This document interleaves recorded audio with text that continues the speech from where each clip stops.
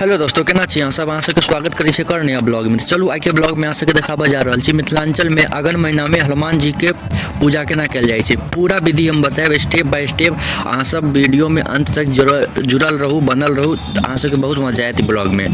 तो चलू देखियो, सबसे पहले जते भी सामग्री है सबके इकट्ठा कऽ लेब। देखियो सामग्रियों सब दिखा दै छी अहाँ सबके। ई सबसे पहले रोट है, ठीक छै। ओहिके बाद सबसे पहले काज करब जे तुलसी माता के जल चढ़ाएब, ठीक छै। तुलसी माता के जल चढ़ेला के बाद हनुमान जी के सेहो जल चढ़ा देबै। ओहिके बाद फिर सूर्य भगवान के सेहो जल चढ़ा देबै, ठीक छै। ई सब केला के बाद धूप अगरबत्ती सब दीप सब के लेस लेब।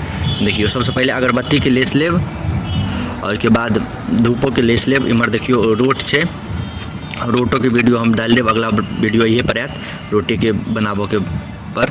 देखियो महावीर जी छथिन, कते सुंदर लगे छथिन, बहुत सुंदर छै। ओहिके बाद सबसे पहले प्लेट लऽ लेब। प्लेट में रोट जे या रोट के 11 गो के सजा देबै। 11 गो रोट लगे छै, 11 गो कम से कम अहाँ सब बनाएब। 11 से ज़्यादा बना सकै छी, लेकिन 11 गो कम से कम बनाएब, ठीक छै। तो 11 गो रोट के सजा लेब। ओहिके बाद फिर एने लड्डू जकाँ बनेने छियै, रोट के बुझियो ने लड्डू जकाँ बना देने छियै, तो इहो के ऊपर धऽ देबै। इहो 11 गो, इहो याद राखि लेब। ई जे की कहै छै लड्डुओ छै, आटे के लड्डू बनेने छी। ई सबके वीडियो हम बना कऽ अगला वीडियो इहे पर आयत।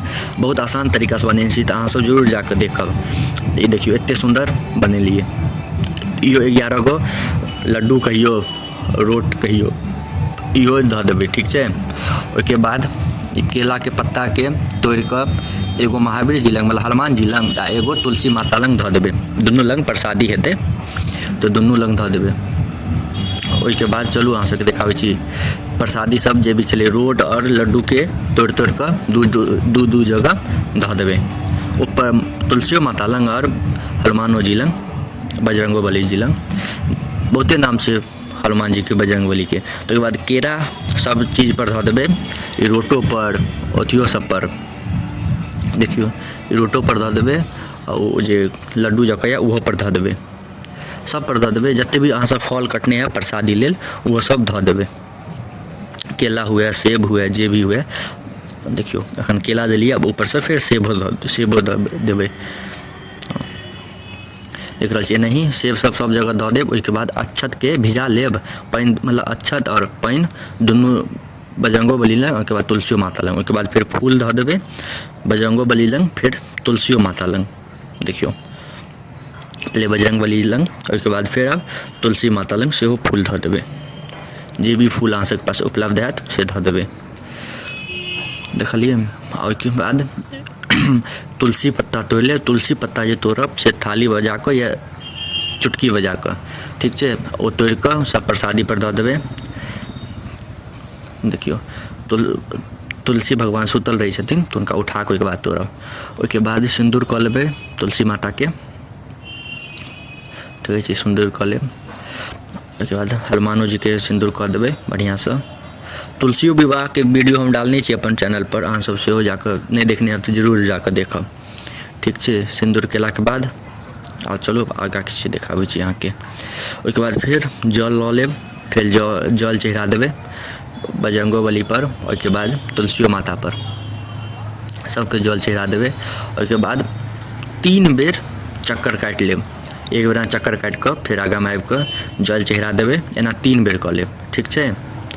3 बेर केला के बाद देखियो तुलसी माता बजरंग बली के जल चढ़ा कऽ फिर 3 बेर कऽ लेब। ओहिके बाद फिर राखि देबै। ओहिके बाद दीप दिखा देबै, धूप दिखा देबै। देखियो दीप दिखा देब, धूप दिखा देब। ये सब देखेला के बाद फिर आगे अहाँ सबके देखाबै छी। पहले देखा लेब बढ़िया से, जे भी क्षमा मांगो है से सब मांगि लेब, अपन प्रणाम कऽ लेब। सब बढ़िया से करब। जे भी कहबै गलती भऽ गेल है से क्षमा कऽ देब अहाँ सब अपने, किछु आशीर्वाद सब मांगि लेब, ठीक छै। और हनुमान चालीसा जरूर गायब एहिमे, हनुमान चालीसा गायब, आधा नहीं गायब पूरा गायब, नहीं तो मोबाइल में चला लेब, ठीक। ई दुनू देखेला के बाद आब चलो आगा बढ़ै छी। अब ओहिके बाद गिलास में छोटकी जे होइ छै गिलसी, ओहिमे पानि भरि कऽ, पानि गंगाजल छै भरि कऽ, और अथी की कहै छै उसरैक देबै ऊपरो नीचो। देखियो एना नीचो पूरा उसरैक देबै, जेना देखा रहल छी ओनाही। 3 बेर हर जगह 3 बेर 3 बेर कम से कम 3 बेर दऽ कऽ उसरैक देबै। देखियौ पूरा प्रसादी के उसरैक देबै। तऽ इएह छै रोट के प्रसाद कहियो, भोग कहियो और नैवेद्य कहियो, जे कहियो सब बराबरे छै। आ हनुमान जी के बहुत प्रिय छै रोट। आ कहावतो छै जे खाए हनुमान जी के रोट उनको कहियो न लागे चोट। आ ओहिके बाद ई सब पूजा केलाके बाद फेर गोर लागि लेब एनाही कऽ कऽ, जेना अहाँके गोर लगैत अबैत हैत ओना गोर लागि लेब। सबके कहबै गोर लागि लेबऽ लेल, तुलसियो माताके गोर लागि लेब। एहि वाला बतायब अहाँ सब कथा सुनने छी, मतलब अथी सुनने छलिए कि नहीं। जे खाए बजरंगबली के रोट उनको क्यों कहियो न लागे चोट। बतायब अहाँ सब सुनने रहिए कि नहीं कथा। ओहिके बाद हनुमानो जी के खुआ देबै, जे भी छलै प्रसादी से सब खुआ देबै। हनुमान जी के बहुत सुंदर अथी छै रोट। आई पूजा कयल जाइ छै। बुझियौ ने ई जे रोट खेबै प्रसादीवला तऽ कहियो नहि चोट लागत। महावीर जी अहाँके रक्षा करत, बजरंगबली अहाँके रक्षा करत, हुनकावला पावर अहाँमे आबि जायत। तऽ ई प्रसादी जरूर खाएब, बड़ नीक लागत खाएमे। एकर ब्लॉग हम डालि दे, अगला वीडियो उएह पर आयत। तऽ ई 25 नवम्बर के भेलै मंगलवार के दिन, अगहन माह के मंगलवार के 25 नवम्बर के। तऽ बतायब अहाँ सबके केहन लागल। भऽ गेलै पूजा, सबगोटा प्रसादी खा सकै छी। तऽ अहाँ सबके एतेक देर तक देखऽके लिए धन्यवाद। नीक लागै तऽ लाइक, कमेंट, शेयर, सब्सक्राइब।